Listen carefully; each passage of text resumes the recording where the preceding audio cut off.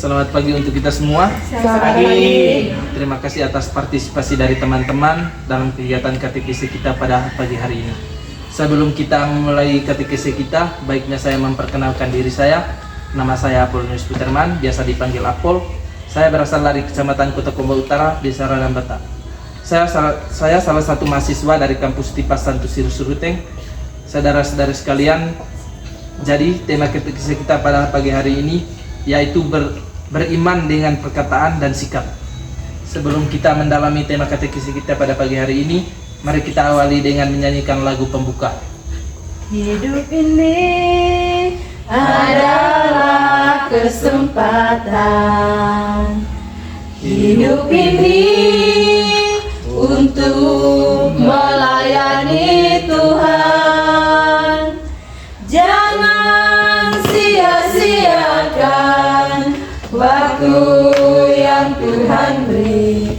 Hidup ini hanya sementara. Oh Tuhan, pakailah hidupku selagi aku masih kuat. Bila saatnya nanti ku tak berdaya lagi, hidup ini sudah jadi berkah. Dalam nama Bapa, Bapa Amin. Bapa yang Maha Kasih, kami bersyukur atas kasih dan penyertaan-Mu dalam hidup kami. Pada saat ini kami datang ke hadapan-Mu memohon rahmat dan bimbingan agar kami mampu hidup dalam kemurnian hati. Bantulah kami untuk menjaga pikiran, perkataan, dan tindakan kami supaya selalu sesuai dengan kehendak-Mu.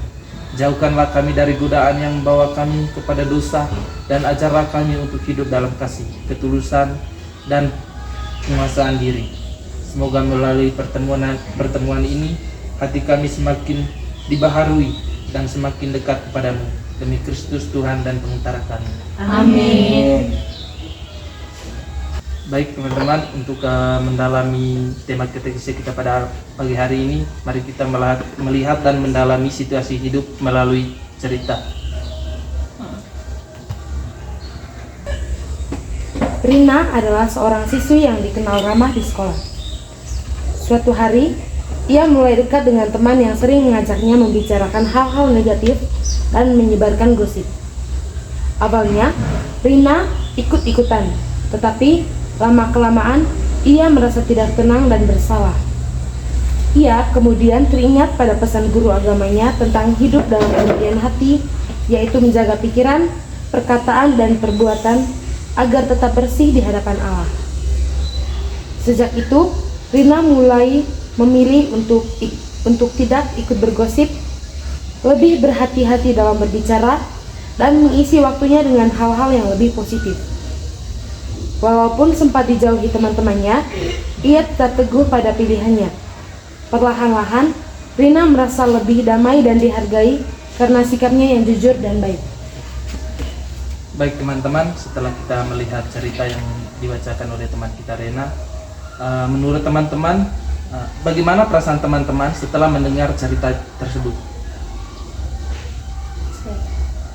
Ya, kepada teman Rena. Baik, setelah mendengar cerita tadi, saya merasa kagum dengan sikap Rina, di mana ia berani mengambil resiko dengan dengan menjauhi teman-temannya yang menurut dia memiliki dampak yang negatif bagi dirinya. Itu saja. Terima kasih. Baik, terima kasih teman Rena. Kemudian setelah mendengar cerita di atas, mungkin dari teman-teman pernah mengalami situasi atau peristiwa seperti cerita tersebut. Baik, sedikit pengalaman dari saya. Kebetulan saya tinggal di asrama, dan tentunya di asrama itu pasti banyak mahasiswa yang tinggal di dalamnya. Nah, di kamarnya kami ini ada satu mahasiswa, kebetulan dia masih semester 2.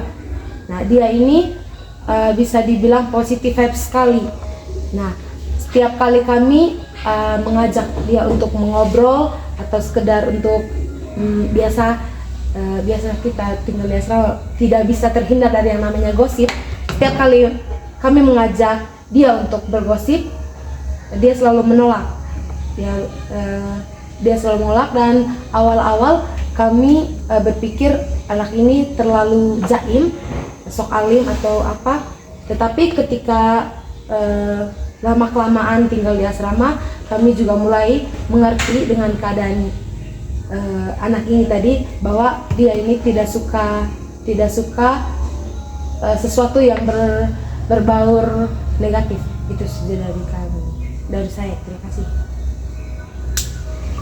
Baik, terima kasih teman Rena, cerita yang sangat menarik ya. Intinya teman-teman, dari cerita di atas kita dapat melihat bahwa hidup dalam kemurnian hati berarti berani memilih yang benar meskipun tidak selalu mudah atau sesuai dengan lingkungan sekitar. Kemurnian hati terlihat ketika seorang mampu menjaga perkataan, pikiran, dan pergaulan agar tetap bersih di hadapan Allah, seperti yang dilakukan Rina ketika ia memilih untuk tidak ikut bergosip. Baik teman-teman, untuk mendalami tema katekisi kita pada pagi hari ini, mari kita sama-sama membina inspirasi dari kitab suci yang akan dibacakan oleh teman kita, Jay. Bacaan dari surat Paulus kepada jemaat di Filipi. Bersukacitalah senantiasa dalam Tuhan. Sekali lagi kukatakan, bersukacitalah. Hendaklah kebaikan hatimu diketahui semua orang. Tuhan sudah dekat. Janganlah khawatir tentang apapun juga. Tetapi nyatakanlah dalam segala hal keinginanmu kepada Allah, dan dalam doa dan permohonan dengan ucapan syukur. Damai sejahtera Allah yang melampaui segala akal akan memelihara hati dan pikiranmu dalam Kristus Yesus. Akhirnya, saudara-saudara, semua yang benar, semua yang mulia, semua yang adil, semua yang suci, semua yang manis, semua yang sedap didengar, semua yang disebut kebajikan dan patut dipuji, pikirkanlah semuanya itu. Apa yang telah kamu pelajari, yang telah kamu terima, yang telah kamu dengar, dan yang telah kamu lihat dariku, lakukanlah hal itu. Dengan demikian, Allah sumber damai sejahtera akan menyertai kamu. Demikianlah sabda Tuhan. Syukur kepada Allah. Baik teman-teman, setelah kita melihat isi dari mendengar dan melihat isi dari teks kitab suci yang dibacakan oleh teman kita Jane, di sini ada beberapa pertanyaan. Yang pertama itu, kira-kira ayat manakah yang sangat menarik dan sangat menyentuh hati saudara-saudara sekalian? Baik, silakan Ibu Ani. Baik, dari saya ayat yang menarik itu di ayat 4. Bersukacitalah senantiasa dalam Tuhan. Sekali lagi kukatakan, bersukacitalah. Paulus menekankan pentingnya sukacita yang tidak bergantung pada keadaan, tetapi bergantung kepada Tuhan. Terima kasih Ibu Ani. Mungkin ada dari teman-teman yang lain. Baik, menurut saya ayat yang menarik di situ terdapat di ayat 9 yang berbunyi, dan apa yang telah kamu pelajari dan apa yang telah kamu terima, lakukanlah itu, maka Allah sumber damai sejahtera akan menyertai kamu. Ayat ini mau menunjukkan kepada kita bahwa iman bukan hanya didengar, tetapi juga harus dipraktikkan dalam kehidupan sehari-hari. Baik, terima kasih Ibu Rena. Pertanyaan kedua di sini, apa pesan yang bisa diambil dari teks kitab suci bagi kita dalam persaudaraan dan persatuan dalam kehidupan sehari-hari? Baik, silakan Ibu Jane. Menurut saya yang perlu kita pelajari ini, saya fokus di perikop yang terakhir, itu ini mana perikop yang ke-9. Yang berbunyi, apa yang telah kamu pelajari, yang telah kamu terima, yang telah kamu dengar, dan yang telah kamu lihat dariku, lakukanlah itu. Dengan demikian Allah sumber damai sejahtera akan menyertai kamu.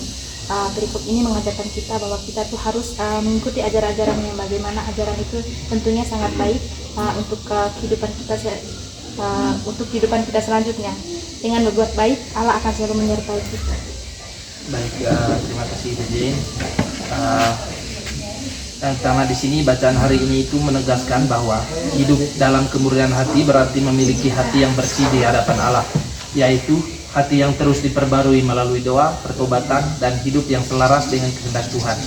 Kemurnian hati tidak hanya tampak dari tindakan luar, tapi terutama dari pikiran, keinginan, dan sikap batin yang diarahkan kepada hal-hal yang baik, benar, dan kudus. Selain itu, manusia dipanggil untuk menjaga tubuh dan hidupnya sebagai bait Roh Kudus serta memuliakan Allah dalam seluruh aspek kehidupannya, sehingga kemurnian hati menjadi jalan untuk semakin dekat dengan Allah dan mengalami damai sejahteranya.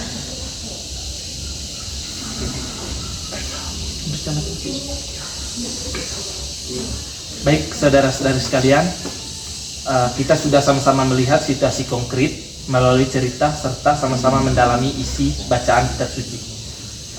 Mungkin ada tawaran aksi konkret dari saudara-saudari sekalian yang bisa diterapkan dalam kehidupan sehari-hari dan sesuai dengan tema kita pada pagi hari ini.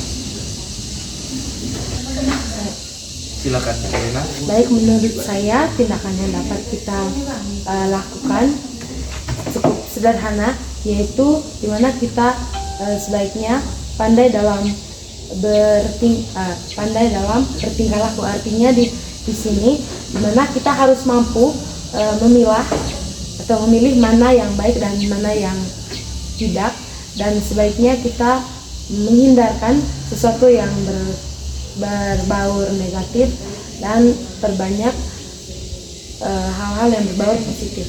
Itu saja. Baik, terima kasih Bu Rena. Silakan Ibu Anik. Baik, aksi konkret yang mau saya tawarkan di sini yaitu kita harus memilih lingkungan pergaulan yang sehat, di mana kita harus berteman dengan orang yang mempunyai sikap positif, rajin, dan punya tujuan hidup yang baik. Karena lingkungan itu sangat mempengaruhi pola pikir dan kebiasaan kita. Baik, terima kasih Ibu Anik. Saudara-saudara sekalian, apakah setuju dengan aksi konkret yang telah ditawarkan dari kedua teman kita tadi? Setuju. Baik saudara-saudara sekalian, hidup dalam kemurnian hati merupakan sikap hidup yang menjaga pikiran, perkataan, dan perasaan, dan tindakan tetap selaras dengan nilai kebaikan, kejujuran, dan kehendak Tuhan. Kemurnian hati tidak hanya terlihat dari penampilan luar, tapi terutama dari ketulusan dan kebersihan batin seseorang. Orang yang hidup dalam kemurnian hati akan berusaha menjauhi hal-hal yang dapat merusak dirinya, seperti kebohongan, iri hati, kebencian, hawa nafsu yang tidak terkendali, dan perbuatan dosa. Sebaliknya, ia membiasakan diri untuk hidup jujur, rendah hati, penuh kasih, serta menjaga hubungan baik dengan sesama dan dengan Tuhan. Dengan demikian, hati yang murni, seseorang dapat hidup lebih damai, dihormati orang lain, dan mampu menjadi teladan yang baik di lingkungan keluarga, sekolah, maupun masyarakat. Oleh karena itu, kemurnian hati perlu terus dijaga selalu melalui doa, pengendalian diri, pergaulan yang baik, dan kebiasaan melakukan hal-hal positif setiap hari. Baik, saya minta kesediaan dari teman Rina dan juga teman Anik untuk menyampaikan doa permohonan. Tuhan yang Maha Baik, ajarlah kami hidup dalam kemurnian hati. Bersihkanlah hati dan pikiran kami dari segala hal yang tidak baik, agar kami mampu hidup jujur, tulus, dan penuh kasih kepada sesama. Kuatkanlah kami dalam menghadapi godaan, dan tuntunlah kami selalu berjalan di jalan-Mu. Marilah kita memohon. Kabulkanlah doa kami ya Tuhan. Allah Tritunggal Maha Kudus, Bapa, Putra, dan Roh Kudus, tak henti-hentinya kami mengucap syukur kepadamu atas berkat dan perlindungan-Mu, sehingga pada pagi ini kami berkumpul di sini untuk mengikuti kegiatan katekese. Semoga apa yang kami renungkan hari ini berguna bagi masa depan kami. Marilah kita memohon. Kabulkanlah doa kami ya Tuhan. Marilah kita satukan doa dan permohonan kita melalui doa yang diajarkan oleh Yesus sendiri. Bapa kami Yang ada di surga, dimuliakanlah namamu, datanglah kerajaan-Mu, jadilah kehendak-Mu di di atas bumi seperti di dalam surga. Berilah kami pada hari ini dan ampunilah kesalahan kami seperti kami pun mengampuni yang bersalah kepada kami, dan jangan masukkan kami ke dalam pencobaan, tetapi bebaskanlah kami dari yang jahat. Tuhan yang Maha Baik, kami bersyukur atas penyertaan-Mu dalam kegiatan ini. Terima kasih karena Engkau telah mengajarkan kami arti hidup dalam kemurnian hati. Bantulah kami agar mampu menjaga pikiran, perkataan, dan perbuatan kami supaya selalu berkenan di hadapan-Mu.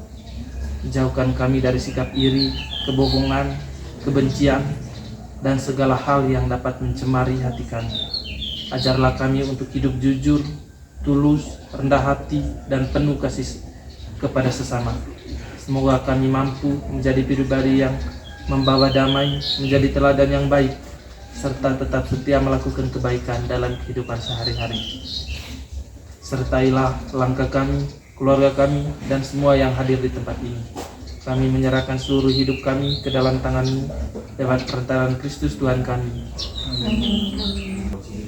Kasih Yesus sungguh indah di dalam hidupku ini, sungguh manis, lebih manis hidup bersama Yesus. Yesus, nama Yesus, pujilah Dia, kasih-Nya kepada saya. Hidup bersama Yesus.